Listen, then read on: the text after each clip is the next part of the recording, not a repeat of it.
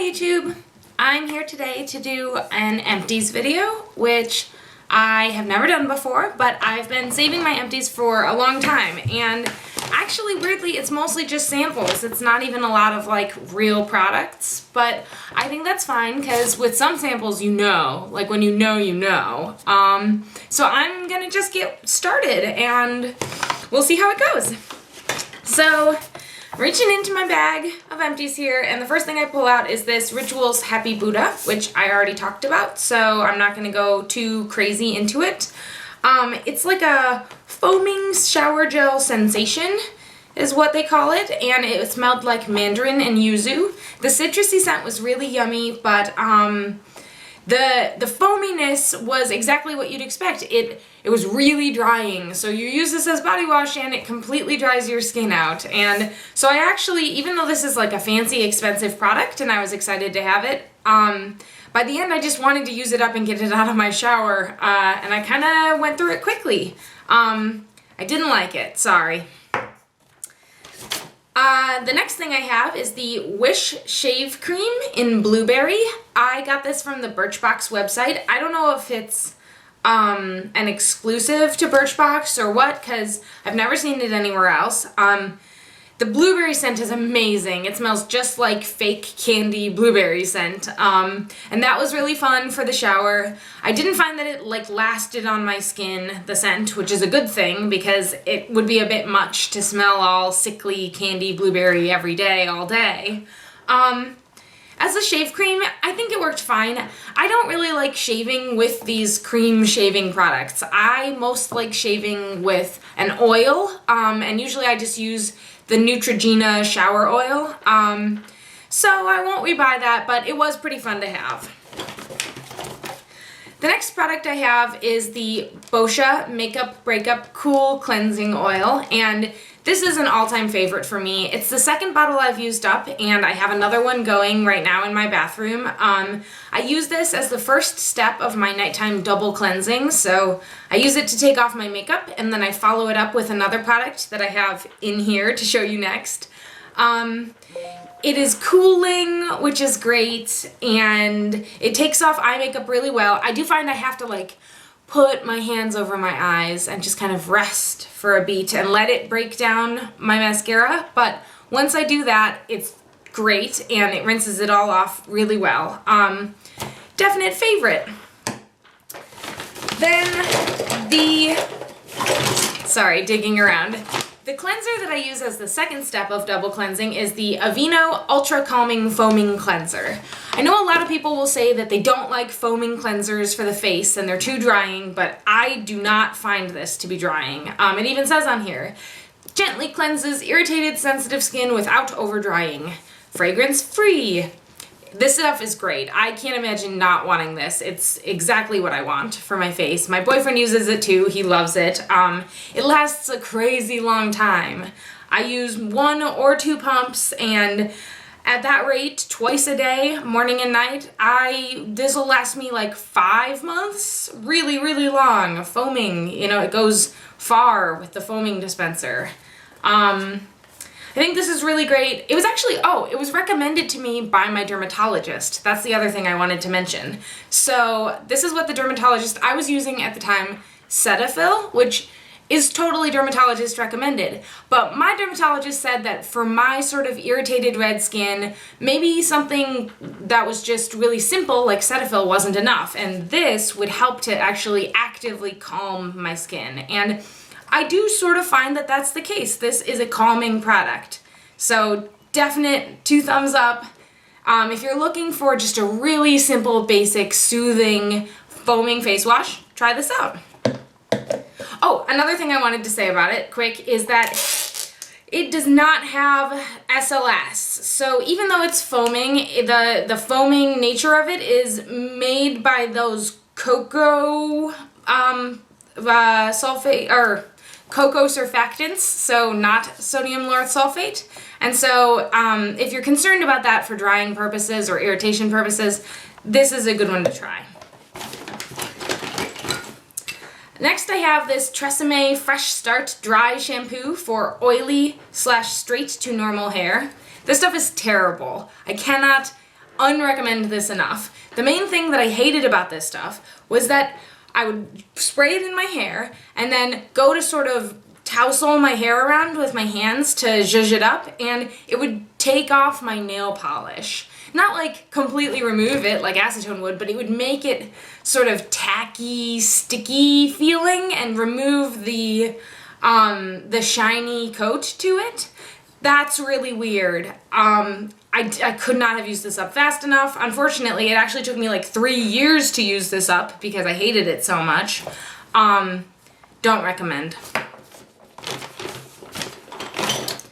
Next I have the Lush Oatifix Fresh Face Mask. This is one of those face masks that you have to get in a Lush store because they keep them in a little fridge, and then you're supposed to store it in the fridge at home. I don't love that you have to store it in the fridge because, first of all, I think that the cold actually kind of like flares up my skin. So I have a little bit of rosacea, and when I apply the cold face mask, I think it's a little bit of a shock actually. So instead of being soothing, it sort of goes the other direction. I also found that this was a little stingy on my skin, which is weird for such a natural product. I assume the stinginess came from just the banana that is used to blend it up. So I don't know what to say about that, but even though it's supposed to be a soothing, sort of nourishing face mask, I didn't find it to be that soothing, and I wouldn't recommend this. Following up on the Tresemme dry shampoo, I also have this little baby travel size of the Chlorane dry shampoo. I got this in a Birchbox, I think. This stuff is great. It's everything that that one isn't. So it doesn't really have a hair care chemically smell. It doesn't really have any smell. It's just simple. It absorbs oil really well, and it doesn't have any strange chemical properties. So when I zhuzh it around with my hands, nothing happens. It just absorbs oil and I get that volume. Very great dry shampoo. I haven't repurchased it, mainly because it's expensive. Like a full-size bottle is like $19, and you can only get it from the kind of websites that carry these French products like Chlorane. So Birchbox has it, or Net-a-Porter.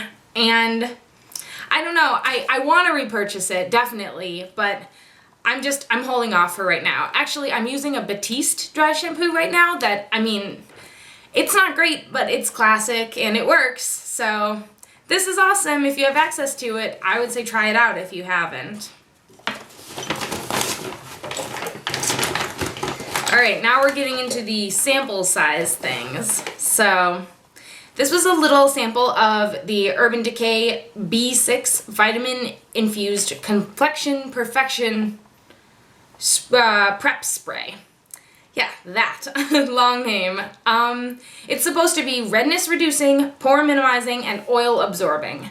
I'm not sure that I noticed pore minimizing or oil absorbing or even really redness reducing, but I will say that I liked this a lot and I'm considering buying it. It definitely just sort of soothed and prepared my skin for makeup. I would say it's sort of like a toner step, but without what I think are any of the toner ingredients that you would normally have. So I don't really know how it does it, but it smooths a little bit. Your skin feels very smooth, and it does allow makeup to glide on a little bit more easily.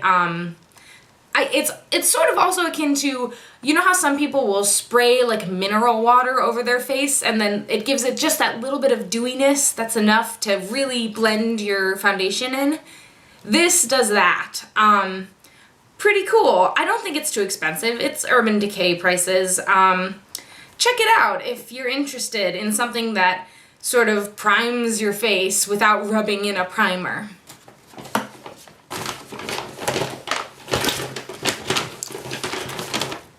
Here's another favorite. So this is a little jar of the Burt's Bees Natural Skin Solutions Sensitive Night Cream. Well, I thought it's from the cotton line, I think. Maybe on the packaging it says it has like cotton extract or something. I really like this stuff. It's sort of a very thin and wet sort of face lotion, I would say. Even though it's in a jar, it's not super creamy. It's just sort of lotiony and a little bit milky. But I think it soaks into my skin really quickly and it doesn't leave me feeling greasy, but it does moisturize really well. I would say that my skin is not dry, but dehydrated a little bit, and this helps with that a lot. It has no scent. It's very light and fresh feeling, so it's a very wholesome thing to put on your face at the end of the day. And it's a great price. It's around $10. You can find it at the drugstore. Definite props to this one. Along those same lines, I really liked this. This was a little mega sample from a glossy box, I think. The Vichy Laboratories Aqualia Thermale. It's a very similar night cream to the one I was just showing you. Sort of thin, wet, soaks in really quickly, leaves your skin feeling smooth. I almost repurchased this. I love it, actually. The reason I didn't is because it's very strongly scented. So, let me see. Yeah, it smells, I don't even know what it smells like. It smells like product, you know? A combination of maybe a cotton scent, you know, that like fresh linen, clean clothes smell. And then a little bit creamier. It sort of smells like cold cream, like really classic cold cream. It just wasn't great for me putting it on my face every night. I didn't like the smell. It was so overwhelming, and then I would lay down and it's like a fresh, clean scent, which is not a soothing bedtime scent to me, so the scent is what put me off. But it claims on the back that it's 48-hour hydration for sensitive skin, and I would say that it was very hydrating, and great for my sensitive skin. No irritation, no blemishes resulted from the use of this product. So, I really like the packaging. The last two things I've showed you have been these, the jar that you dig around in, and I know a lot of people think that's unsanitary, but I'm not too worried about it, and I love that, actually, because you can get exactly the amount that you want. It's so much more tactile, you know, you're just digging in and taking out what you need to put on your face. So, good product, great packaging. The only thing is the scent. If you're not someone that's bothered by scents, I would definitely check out the Vichy Aqualia Thermale.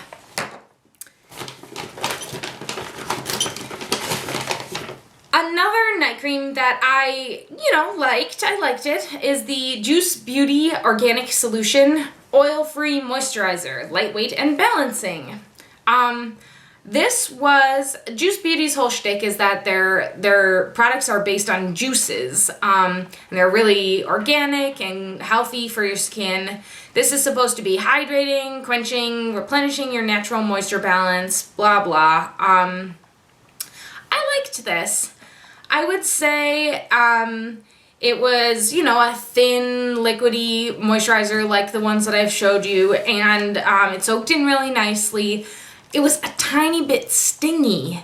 I'm not sure that it's great for sensitive skin. It's definitely a part of Juice's sort of blemish range. I have blemishes, but I have known in my adult life not to use blemish products because they're not my main concern. My main concern is the irritation and redness on my cheeks. And this, I would say, although it's really natural, sometimes natural things can be even more irritating because they have a lot of potential allergens in them.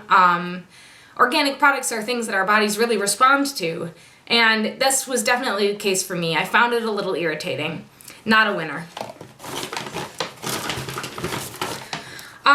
As far as products that I use to treat my sensitive acne skin, I really don't use anything with salicylic acid or benzoyl peroxide because, again, it's just not great for my skin. It will do more harm than good.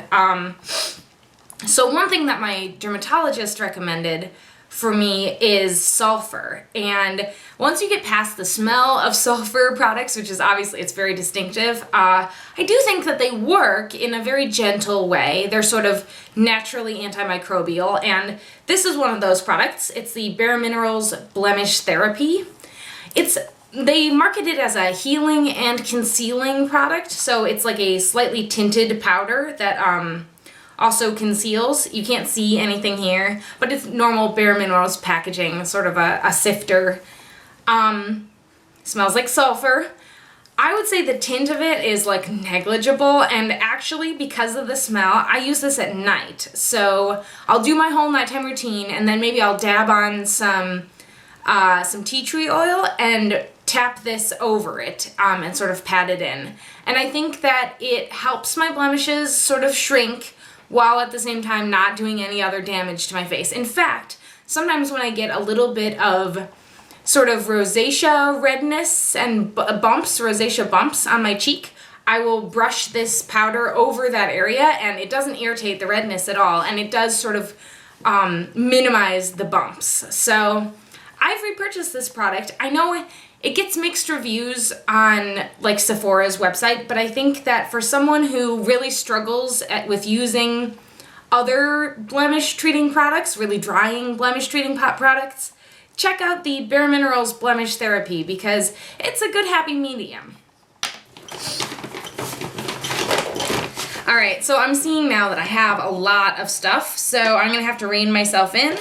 I'm going to end with maybe 2 more products, which are both samples of mascara. The first is the Smashbox Full Exposure Mascara, sorry.